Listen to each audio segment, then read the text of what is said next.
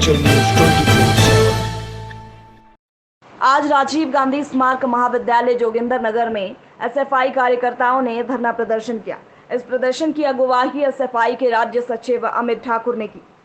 उन्होंने कहा कि इस धरने के तहत एक नारा दिया गया है कि शिक्षा बचाओ, संविधान बचाओ और देश बचाओ।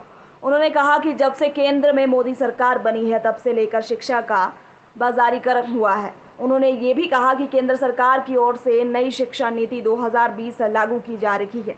ये नीति विद्यार्थियों के खिलाफ है। उन्होंने कहा कि महाविद्यालय में अध्यापकों की कमी, बस पास की सुविधा जैसी मांगों को लेकर बात रखी गई है। महाविद्यालय की मांगों के साथ साथ सरकार द्वारा लाई गई राष्ट्रीय शिक्षा नीति के विरोध में बात रखी गई। मकसद है, इसके तहत हमने नारा दिया है, शिक्षा बचाओ, संविधान बचाओ और देश बचाओ। जब से केंद्र के अंदर मोदी सरकार जो है सत्ता के अंदर आई है, तब से मोदी सरकार के द्वारा लगातार शिक्षा का जो बाजारीकरण है, भगवाकरण है, उसकी कोशिशें जारी है। इसी के तहत आप देखेंगे नई शिक्षा नीति जो गैर लोकतांत्रिक तरीके से इस देश के ऊपर थोपी गई, सदन के पटल पर चर्चा नहीं की गई, किसी शिक्षाविदों से चर्चा नहीं की गई। तथाकथित जो शिक्षाविद है, जिन लोगों ने इस नई शिक्षा नीति को बनाया, वो आरएसएस और भारतीय जनता पार्टी से जुड़े हुए लोग हैं। और शिक्षा के भगवाकरण की एक मुहिम, शिक्षा के बाजारीकरण की एक मुहिम जो है इस नई शिक्षा नीति के माध्यम से है। इस नई शिक्षा नीति का जो उद्देश्य है वो साफ तौर पर ये है कि जिसके पास पैसा है वो आने वाले टाइम में अपनी पढ़ाई कर पाएगा, जो पैसा नहीं है वो जो है पढ़ नहीं पाएगा। मतलब कुल मिला के कहने का ये है कि आने वाले समय के अंदर शिक्षा कुछ चंद लोगों के हाथ की जो है वो कठपुतली बन जाएगी और आम गरीब किसान परिवार का बच्चा जो है शिक्षा हासिल नहीं कर पाएगा।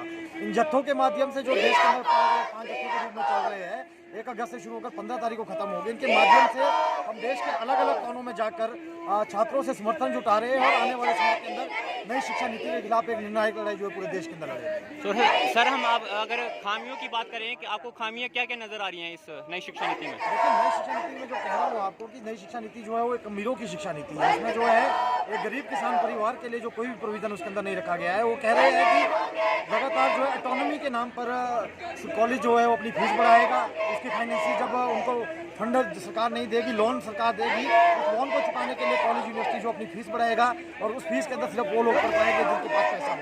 और इसके साथ साथ आप देखेंगे कि एक खुला बाजार शिक्षा का तैयार किया जा रहा है। एक विद्यार्थी को जो है एक इस तरह से नहीं देखा जा रहा है कि हमें उसको सिखाना है, समाज के लिए कुछ बेहतर करना है, एक ग्राहक की तरह विद्यार्थी को देखा जा रहा है। और इसके साथ साथ नई शिक्षा नीति के अंदर आप देखिए कि अगर शिक्षा नीति के अंदर जो किसी भी लोकतांत्रिक प्रक्रिया जो है और स्कूलों को बंद करने की बात की जा रही है, गांव-गांव के स्तर पर जो प्राइमरी स्कूल है उसको बंद करने की बात इसके अंदर की गई है, मिड डे मील को खत्म करने की बात इसके अंदर की जा रही है। इस तरह की बहुत सारी खामियां हैं जिसको लेकर हम ये जत्था कर रहे हैं और आने वाले समय के अंदर एक निर्णय करेंगे।